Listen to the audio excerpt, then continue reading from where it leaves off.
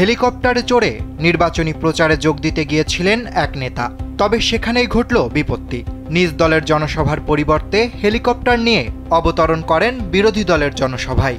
আর এমন চাঞ্চল্যকর ঘটনাটি ঘটেছে বিহারের ভাগালপুরের কাহালগাঁও আসনে।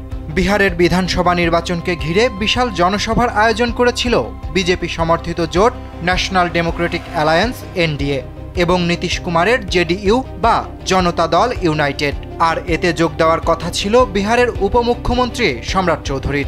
কিন্তু তাকে বহনকারী হেলিকপ্টার ওই সমাবেশে অবতরণ না করে বরং ভুলবশত বিরোধী জোট রাষ্ট্রীয় জনতা দল বা আরজেডির সমাবেশে অবতরণের চেষ্টা করে।